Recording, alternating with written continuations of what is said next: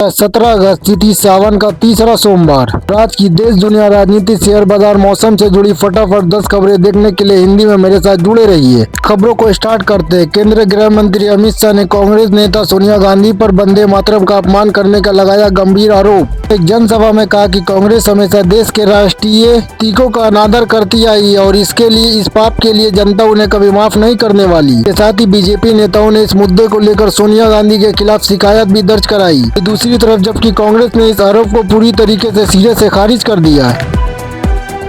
दूसरी खबर की ओर समाजवादी पार्टी के प्रमुख अखिलेश यादव ने केंद्र सरकार पर सीधा निशाना साधते हुए कहा कि लगातार पिछड़े और दलितों को उनके हक से वंचित रखने के लिए जानबूझकर चालबाजी कर रही है कि देश में जातीय जनगणना न करानी पड़े। अखिलेश यादव ने सरकार से मांग की है कि पारदर्शी व्यवस्था के लिए तुरंत जातीय जनगणना की करा देनी चाहिए।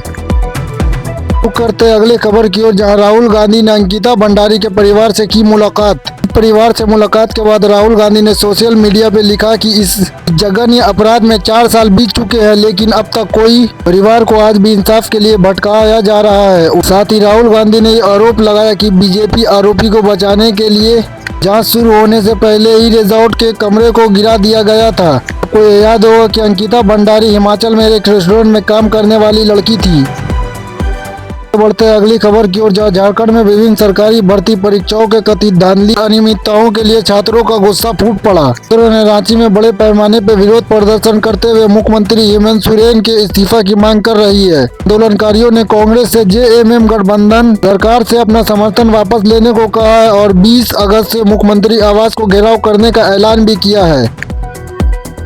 आगे बढ़ते अगली खबर की ओर, जहां राष्ट्रपति द्रौपदी मुर्मू ने शीतकालीन विशेष 2026 के तहत राष्ट्रपति भवन के विश्व प्रसिद्ध अमृत उद्यान का उद्घाटन किया। यह खूबसूरत उद्यान आज 16 अगस्त लेकर 15 सितंबर तक आम जनताओं के लिए पर्यटकों के लिए खुला रहेगा।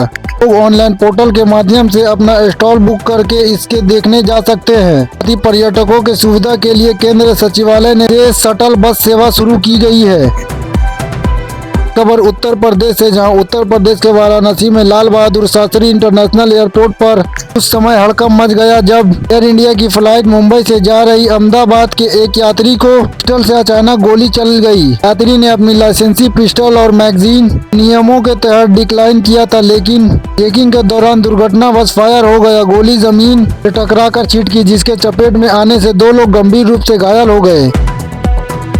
और मौसम विभाग से, जहां आईएमडी ने उत्तर प्रदेश के कई जिलों में अगले 4 दिनों तक मूसलाधार बारिश होने और हवाएं तेज चलने की चेतावनी जारी किया। मौसम वैज्ञानिकों के अनुसार सुरक्षा के लिहाज से राज्य में येलो अलर्ट जारी किया गया है। लोगों को जल भराव के क्षेत्र, कमजोर जर्जर इमारतों से दूर रहने की सलाह दी गई।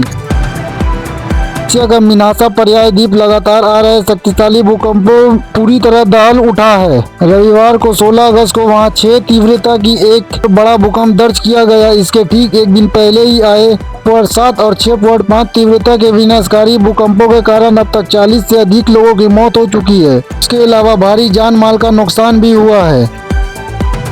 खबर सामने आ रही है मिडिल ईस्ट से, जहां दक्षिणी लेबनान में इजरायली सेना और हिजबुल्लाह के बीच अब अपने चरम सीमा पर पहुंच गया है।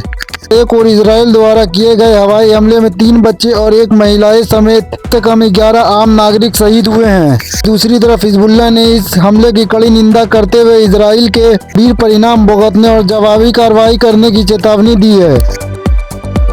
अपने आखिरी खबर की ओर, यूरोपीय देश का चेक गणराज्य इस वक्त इतिहास का सबसे गंभीर जल संकट समस्या से गुजर रहा है। इसका लगभग 90% हिस्सा सूखे के चपेट में आ चुका है। इसके चलते 60% हिस्से के हालात गंभीर बने हुए। जलाशय और जहरीले नोवैक्सिटी फैलने के कारण इन जगहों पर पानी का उपयोग, तैराकी पर पूरी तरीके से प्रतिबंध लगा दिया गया है। आज की देश दुनिया राजनीति से जुड़ी खबरें में बस इतना ही।